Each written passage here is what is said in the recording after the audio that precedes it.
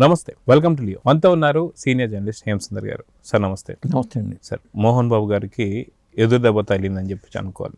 కోర్టుకు సంబంధించి కూడా అసలుకి ఈ ఇద్దరు విద్యార్థుల్ని ఎలా వీళ్ళు కిడ్నాప్ చేశారని చెప్పి చూస్తూ ట్రాకింగ్ చేస్తూ వెళ్ళేసరికి ఒక సినిమా పక్కీలో వీళ్ళు మోహన్ బాబు గారి యొక్క ఫామ్ హౌస్ దగ్గర ఎక్కడ దొరికారని చెప్పి కొన్ని వార్తలు వచ్చాయి. దానిపైన ఇప్పుడు విచారణ, దాని మీద మళ్ళీ మోహన్ బాబు గారు నన్ను అరెస్ట్ చేయకుండా నాకు కొంత ఉపశమనం ఇవ్వండి అని చెప్పేసి అంటే హైకోర్టు తిప్పికొట్టేసింది. లేదు, ఖచ్చితంగా విచారణ రావాల్సిందే, అరెస్ట్ కావాల్సిందే అన్నట్టు మాట్లాడుతున్నారు. రేపు ఎల్లుండి అరెస్ట్ అన్నట్టు కూడా మాట్లాడుతున్నారు. సో మొత్తానికి మోహన్ బాబు గారికి ఇప్పుడు ఎదురు దెబ్బతే తగిలింది. మళ్ళీ సుప్రీంకోర్టుకి వెళ్ళే అవకాశం ఉందంటారా, లేదంటే అరెస్ట్ అయ్యే అవకాశాలు ఉన్నాయంటే ఏం చెప్తారు? అంటే ఇక్కడ ఇప్పుడు దాకా అసలు అరెస్ట్ ఎందుకు చేయలేదు అనేది ఒక పాయింట్. ముందే కోర్టుకి వెళ్ళిపోతున్నారు కదా జనరల్గా. అంటే ఎందుకు చేయలేదు? పోలీస్ వ్యవస్థలో లోపాలనుకోవాలా? ఇంత జరిగింది, కిడ్నాప్ జరిగింది, ఆరోపణలు వచ్చినాయి, కంప్లైంట్లు వెళ్ళినప్పుడు మరి అరెస్ట్ చేయాలి కదా. అది జరగలేదు.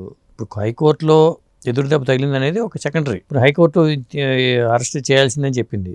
ఏది ఇవాళ జరిగిందే పోనీ, రేపు జరుగుద్దా? ఈ లోపు ఇంకో కోర్టుకి వెళ్ళి ఇంకో కోర్టు నుంచి ఉపశమనం వచ్చిన తర్వాత కానీ అప్పటి వరకు అసలు కోర్టు చాలా మంది పెద్ద పెద్ద నాయకులే కటకాలు పాలైపోయిన సందర్భాలు చాలా మంది చూసాం మనం.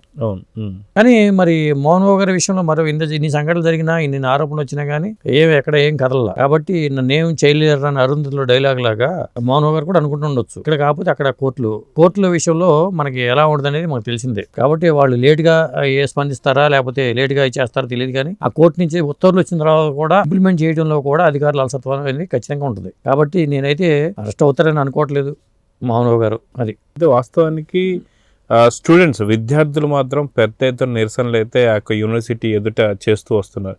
వాస్తవానికి విద్యార్థుల చేతుల్లోకి వెళ్తే రాష్ట్రాలే పూర్తిగా విభజన అయినటువంటి సందర్భాలు మనం చూసాం. సో విద్యార్థులతో పెట్టుకుంటున్నటువంటి ఒక మోహన్ బాబు గారి గురించి, లేదా ఆయన విద్యార్థులు ఏముందిలే అని చెప్పి అనుకుంటున్నారా? దీన్ని ఎలా చూడాలంటారు? ఆయన ఒక గురువే. ఒకప్పుడు ఆయన పీటీ స్టార్గా పనిచేశాడు కదా. ఆయన వృత్తే టీచింగ్ లైన్లోంచి సినిమా ఫీల్డ్లోకి వెళ్ళారు. కాబట్టి అక్కడ గురువుకు ఉండాల్సిన లక్షణాలు ఆయనకు ఉండాలి జనరల్గా అయితే. కానీ ఆయన మరి అలాంటి పరిస్థితులు ఎందుకు ఎదురైందో మనకి ఎవరో చెప్పలేకపోతున్నారు. జనరల్గా శ్రీ విద్యానికేతన్ అంటే ఒకప్పుడైతే చాలా మంచి పేరుండేది. పేదవాళ్ళకు ఉచిత విద్య ఇట్లాంటివన్నీ చాలా ఉన్నాయి. మొన్న మధ్యన కూడా ఒక వీడియో చూసి నేను ఆయన పిల్లలందరినీ నేను చదివించారని చెప్పి ఆయన దాంట్లో పనిచేసిన ఒకటి చెప్పడం కూడా చూశాను. ఇలాంటి సందర్భాలన్నీ ఉన్నాయి. కానీ ఇక్కడ ఎందుకు జరిగిందంటే లోపం విద్యార్థుల్లో ఉందనుకోవాలా, మేనేజ్మెంట్ సైడ్ ఉందనుకోవాలా అనేది ఒక ప్రశ్న. పోనీ ప్రభుత్వ పరంగా చెప్పారు, అసలు పెంచిన ఫీజు తిరిగి ఇచ్చేయమన్నప్పుడు ఇచ్చేయాలి కదా, ఎందుకు ఇవ్వట్లేదు? అది ఒక పాయింట్.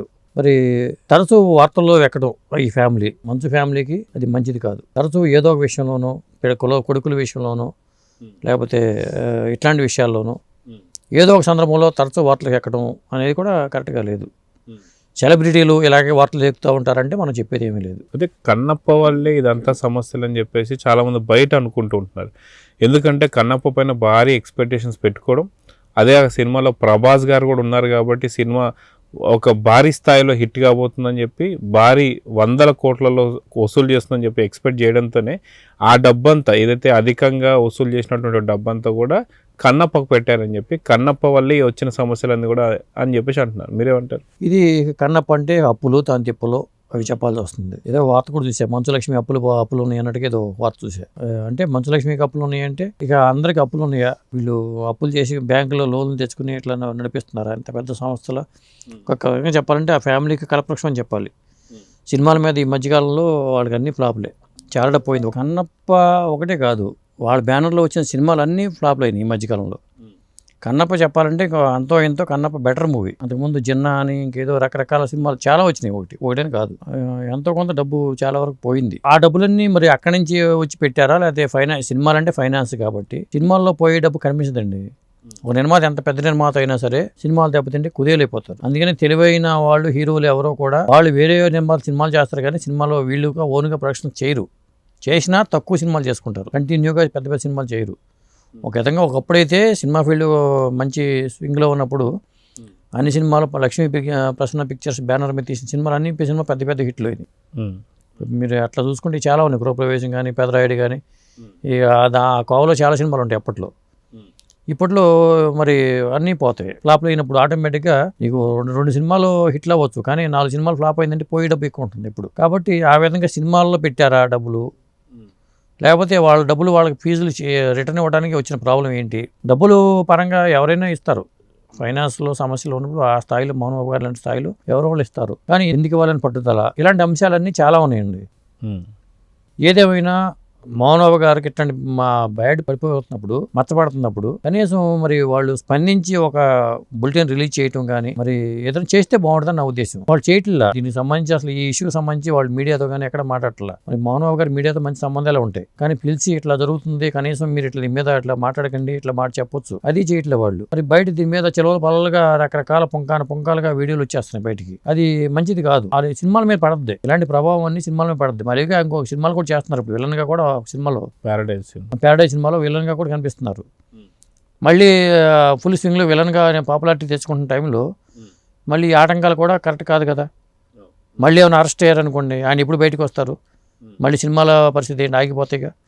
ఏ సినిమాలు కమిట్ అయ్యారో ఆ సినిమాలు ఆగిపోతాయిగా. ఈ సమస్యలు ఉన్నప్పుడు దీనికి ఏదో పరిష్కార మార్గం ఆలోచించుకోవాలి, కానీ పంతానికి పట్టింపులకు పోతే వాళ్ళకే నష్టం. అది కాక మోహన్ బాబు అనగానే మనకి గుర్తొచ్చేది క్రమశిక్షణ, లేదంటే మనకు ఒక బాధ్యత రకంగా ఉండాలని చెప్పి కావచ్చు, ఒక రూల్స్ అండ్ రెగ్యులేషన్స్, ఇవన్నీ కూడా మనకి వినిపిస్తుంటాయి.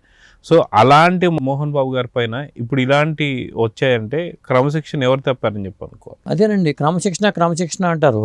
క్రమశిక్షణ అన్నప్పుడు సినిమాల్లో క్రమశిక్షణగా ఉంటారు, పొద్దున్నే వస్తారు, లేట్గా వస్తే ఆయన ఫైర్ అవుతారు, ఇట్లాంటివి ఉంటాయి. సినిమా ఫీల్డ్ ఆ మాటలు వినపడేవి. క్రమశిక్షణ అనే మాట కాలేజీలో ఉండాలి ఎక్కువ, సినిమాల్లో కన్నా కాలేజీలో విద్యా వ్యవస్థలో క్రమశిక్షణ ఉండాలి. అక్కడ క్రమశిక్షణ తప్పితే నెక్స్ట్ శిక్షణ మిగులుతుంది. ఇప్పుడు ఆ స్టేజ్కి వచ్చేసారనిపిస్తుంది ఆయన.